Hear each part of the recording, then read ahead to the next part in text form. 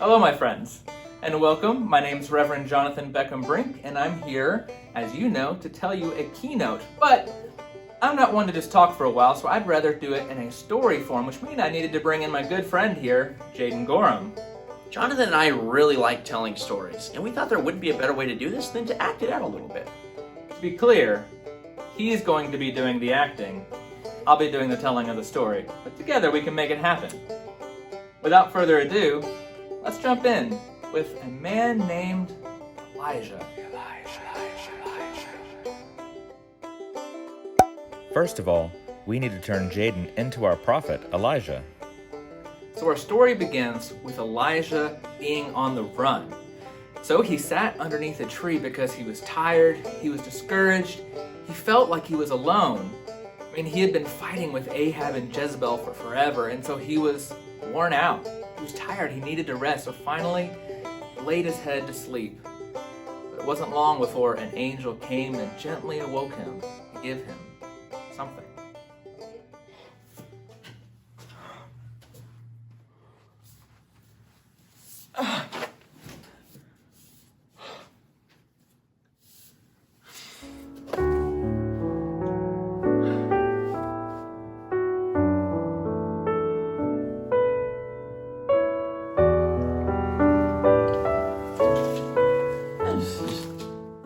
Good morning. I'd say wakey, wakey, eggs and bakey, but it's more like purified, distilled water and their finest heavenly loaf. It's you?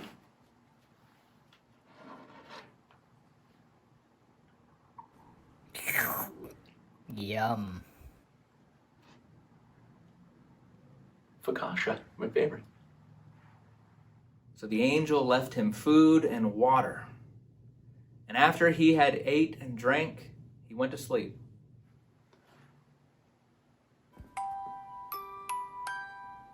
Bread's hit me kind of hard.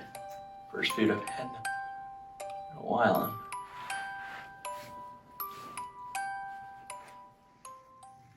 But then, shortly thereafter, an angel came back to visit him. Hey, you had the sweet treatment last time. It doesn't happen twice. Wake up. It's here again. This again?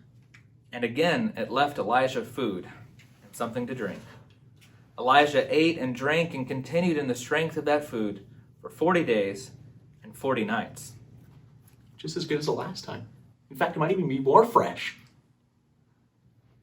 God helped Elijah persevere through this long journey ahead by giving him the strength that he needed through food and water.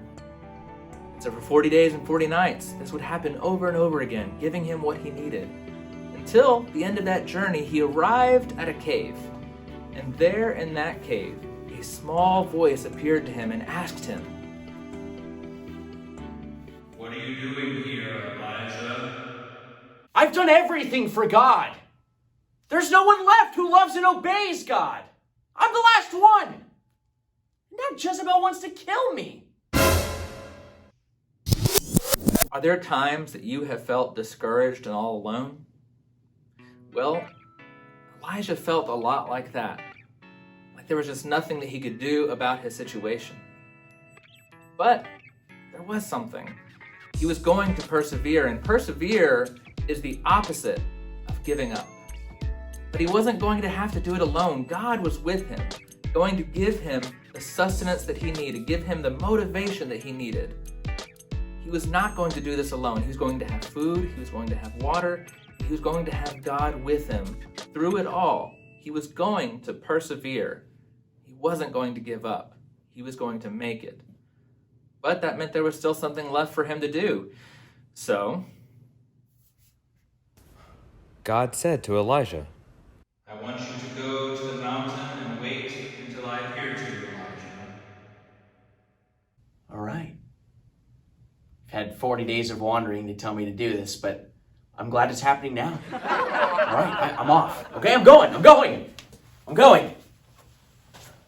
God showed Elijah God's great power by sending a mighty wind. But God was not in the wind. Then God sent an earthquake, but God was not there.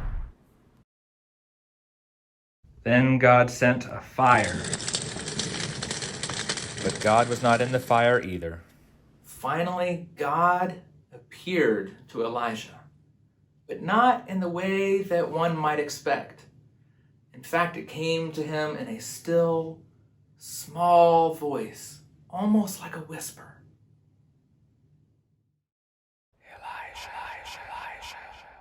Elijah heard the whisper call out to him, so he covered his face and went out to listen to God's voice. What are you doing here, Elijah? I have done everything for God. There's no one left who loves and obeys God. I'm the last one. And now Jezebel's trying to kill me. But this time, God gave Elijah something to do. He told them to find and then anoint 3 different men who were chosen by God. Hazael, God has chosen you to preside as king over Aram. So I anoint you. Hey, I get it. I'm going to be king. I don't need a stick in my face to show that. Yehu, God has chosen you to be king over Israel. I'm so excited. I'm going to be king. And Elisha, not sure why that name sticks out to me so much. But Elisha, God has chosen you to follow in my place. Ow. You could have at least sanded it down. It's so splintery. Twice? The other guy's only got it once. So I anoint you. Elisha, Elijah. They sound alike. That's why. That's what it is. At least God's consistent. Yeah, I get it. Elijah, Elisha. They sound alike. Get over it. God reassured Elijah that he was not alone. God even sent an angel, but not just an angel with food and with water, the Yum. sustenance that he needed. But then beyond that, God also sent a still small voice to reassure and give the words and the plan that Elijah would need to carry forward. He was going to persevere because Elijah was indeed not alone. But Elijah felt like he was the only one remaining standing up for God. And it's difficult to persevere when you feel like you're alone. But God reminded Elijah that there were 7,000 other people out there still living for God and loving God. And so this gave Elijah the strength to persevere and push through these difficult times. And you too might know what it's like to walk through a difficult time. We're in some tough times right now, aren't we? We might feel a little isolated or alone, or feel like we just can't carry on. And sometimes we might even feel like we have the answer to fix it all, but maybe we don't have the answer by ourselves. Maybe it comes through community, because community reminds us that we indeed are not alone. We have each other. And not only do we have each other in these weird spaces of digital life, we have our neighbors around us. We can help. We can buy food for the elderly that are not able to go out and buy groceries for themselves.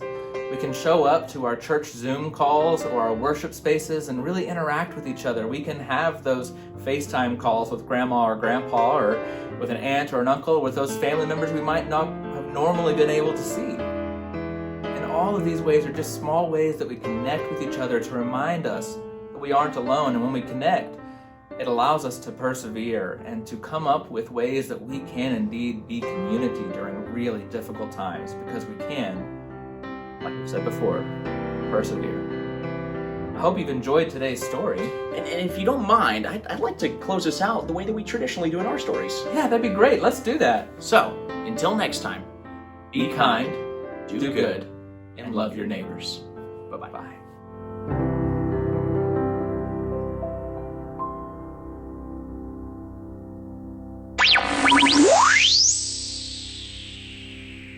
Ugly. No!